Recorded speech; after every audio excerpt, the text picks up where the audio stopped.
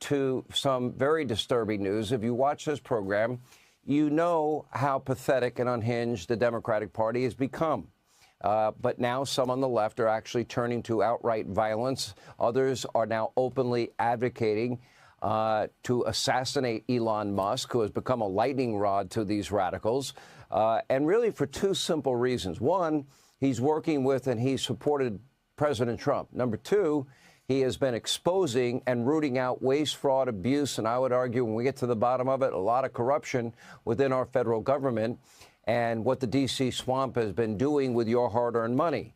Now, because of these reasons, Democrats, they no longer care that he's going to rescue, and I pray that this goes well, astronauts, lost in space and kind of abandoned from the International Space Station, or helping those that were in need after Hurricane Helene with Starlink terminals that he donated after the wildfires in California. Again, he stepped up, he donated again.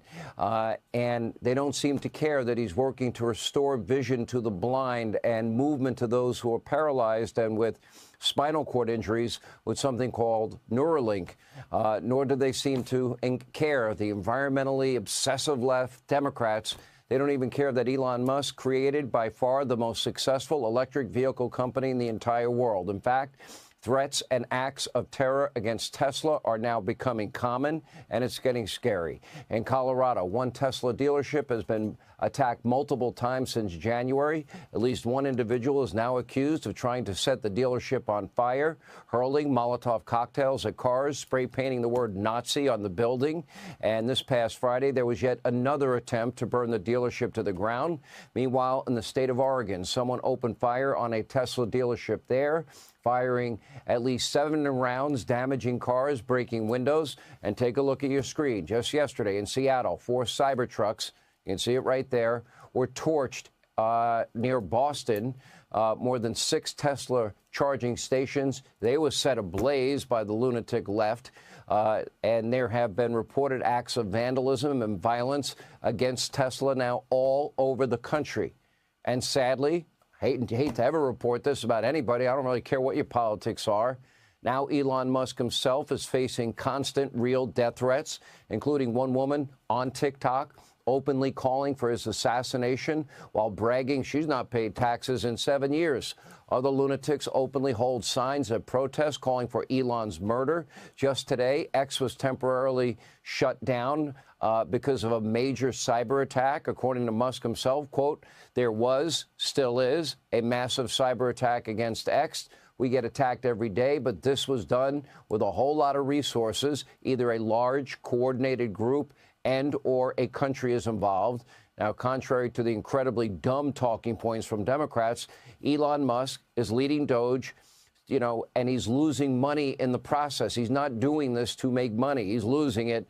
And you could see now, all these attacks have led to the demonization of him, and it's hurting his business. His important work for the Trump administration is bad for business, and Tesla stock is down. His companies and products are under constant attack, all because he is daring to expose waste, fraud, abuse, and auditing the federal government. And by the way, you know what? I hate what they're doing to this guy. I'm going to go out. A friend of mine has a Tesla. I've driven it. I loved it. It's a great car. And I just frankly want to support someone who's given up an awful lot to help our president, help our country, save us a ton of money, and get us on the right track. And by the way, according to Kelley Blue Book and others, Tesla is the single most American-made car in the world. In other words, more American part, over 80% of the car is American-made. Those are American jobs. All these lefties attacking the Tesla, they're going to lose high-paying career jobs for people. And as I said last week, the Democratic Party is completely soulless in spite of Hakeem Jeffries. We've got him on the run. We'll get to that later in the program.